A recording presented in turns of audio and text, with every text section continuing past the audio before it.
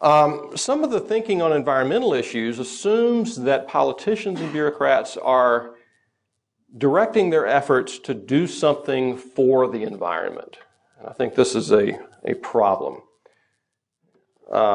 Economists have shown that a lot of environmental intervention can be explained a lot better if you simply assume that these people are not disinterested philosopher kings. They have campaigns to fund, children to send to college, careers to further, and other things. One example I like to use of this is a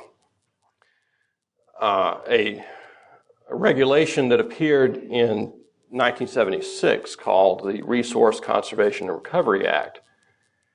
And what this regulation did is essentially require firms that created hazardous waste to dispose of this waste through incineration.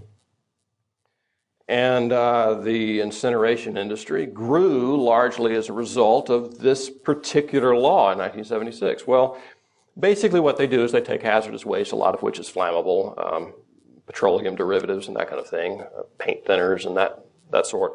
And they'll subject this stuff to very, very high temperatures and break it down chemically so that it's some sort of inert ash or gas or something that's less harmful than the original material.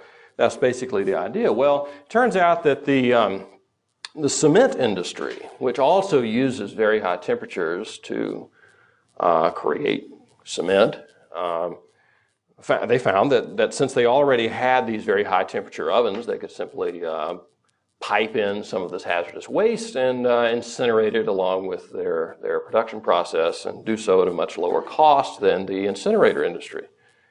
And the incinerator industry, at the time I was looking at this, was charging a price that was almost 3 times the price that a cement kiln would charge for essentially doing the same thing. And so the cement kilns began to run the incinerators out of business, and they had captured over 60% of the incinerator industry's market by the early 90s. And here on the slides, I've got a picture of a cement kiln. The yellow pipe that you see there is piping in some hazardous waste into the cement kiln. And on the left, you see, I'm from South Carolina. We've got cement kilns there, as most states do, and that's one in Holly Hill, South Carolina. And these cement kilns are making a pile of money on this kind of side business of burning hazardous waste. Well, what the incinerator industry decided to do was not innovate to reduce their costs or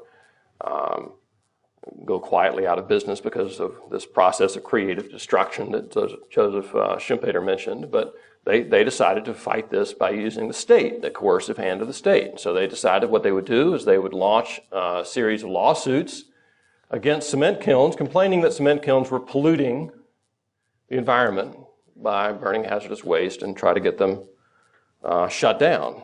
And they did not do this directly, but they ended up doing this more or less under the table by funding supposedly grassroots citizens organizations, giving them money to go off and sue these cement kilns as if they were some sort of concerned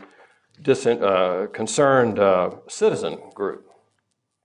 Well, that's political behavior for you. That's political behavior that is aimed at reducing competition rather than doing something that was beneficial to the environment. There was not a lot of evidence that cement kilns were any worse for the environment than the incinerators were. In fact, I don't often quote from people from the Sierra Club, but here's Blakeman Early, who was from the Sierra Club and argued that the commercial waste industry had an interest in improving, they call it improvement, but improving regulations sufficiently to drive mom and pop operations out of business. In other words, reduce competition.